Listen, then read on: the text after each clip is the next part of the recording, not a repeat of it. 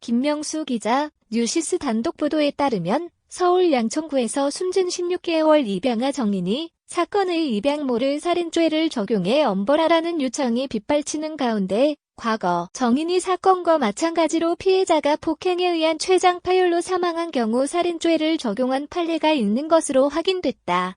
다만 해당 사건의 경우 정인이 사건보다 폭행 방법이 구체적으로 밝혀졌다는 차이점은 있기 때문에 현재 아동학대치사 혐의가 적용된 입양모에 대한 살인죄 변경은 폭행 방법 등이 얼마나 명확하게 입증되느냐가 관건이 될 것으로 보인다. 6일 뉴시스 취재를 종합하면 지난 2006년 서울고등법원은 20대 여성이 폭행을 당한 끝에 결국 췌장 파열로 사망한 사건에서 2명의 남녀 피고인 A씨와 B씨에게 살인죄를 적용해 각각 징역 12년의 중형을 선고했다. 검찰은 지난달 9일 장씨에게 아동학대치사 혐의를 적용하면서 정인이의 사인을 췌장 절단으로 발표했는데 이 사건 피해자와 사인이 같은 것이다. 일각에서는 췌장이 배 속 장기 중 가장 뒤쪽에 있어 강한 외력이 작용해야 한다는 의견이 있다. 정인이의 경우에도 다른 피해자와 마찬가지로 췌장이 손상돼 사망한 만큼 충분히 살인죄 적용이 가능하다는 목소리가 나온다. 살인죄는 아동학대치사와 달리 살인의 고의를 입증해야 적용될 수 있다. 고의에는 단순 고의 외에도 발생 가능성을 인식하고 범행한 미필적 고의가 포함된다. A와 B씨 사건의 경우에는 법원이 미필적 고의에 의한 살인을 인정했다. A씨와 B씨는 피해 여성을 약 45일 동안 감금한 상태로 음료수병, 빨래 건조대 봉 등으로 폭행한 혐의를 받았다. 당시 피해자가 A씨의 누나 집에서 돈을 훔쳤고 A씨의 의붓아버지와 부적절한 관계를 맺었다고 믿어 앙심을 품고 저지른 범행으로 조사됐다. 피고인들은 동거하는 집에 피해자를 감금한 후 장기간 폭행했고 결국 피해자는 췌장 파열로 사망했다. 1심 재판부였던 서울남부지법은 이들에 대해 미필적 고의에 의한 살인죄를 인정했다. A씨와 B씨 모두 충분히 피해자의 사망을 예견할 수 있었다고 본 것이다. 하지만 이들 중 B씨는 살인의 고의가 없었다고 주장했고 사건은 2심으로 올라갔다. 하지만 서울고등법원도 이들의 살인죄를 인정, 둘 모두에게 징역 12년을 선고했다. 2심 재판부는 살인죄의 범인은 자기의 행위로 인하여 타인의 사망의 결과를 발생시킬 만한 기능 또는 위험이 있음을 인식하거나 예견하면 족한 것이라면서 그 인식이나 예견은 확정적인 것은 물론 불확정적인 것이라도 소위 미필적 고의로 인정된다고 판단했다.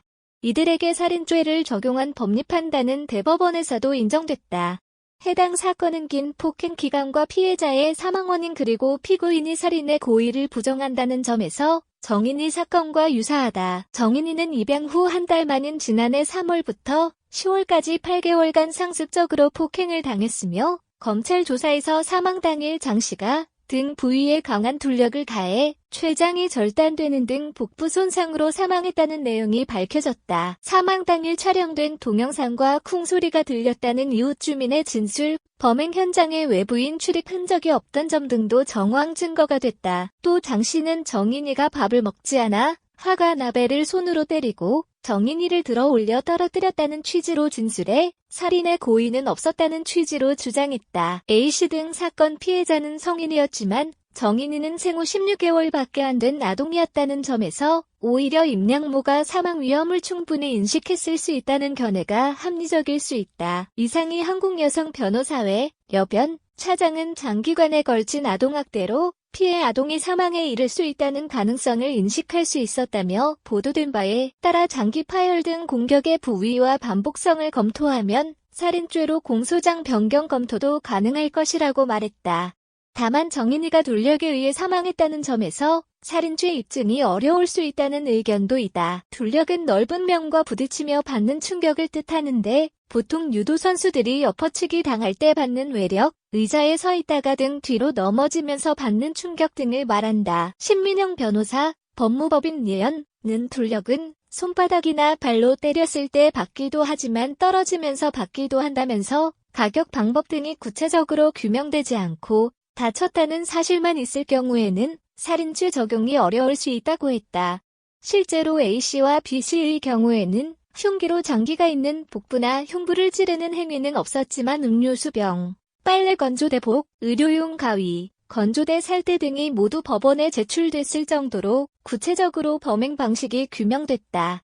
결국 임양모에게 살인죄를 적용하기 위해서는 정인이에게 가한 폭행의 구체적인 내용이 속속 밝혀져야 한다는 얘기다. 검찰은 임양모를 기소한 이후 부검의 3명에게 정인이에 대한 재감정을 의뢰하는 등 관련 수사를 계속하고 있다.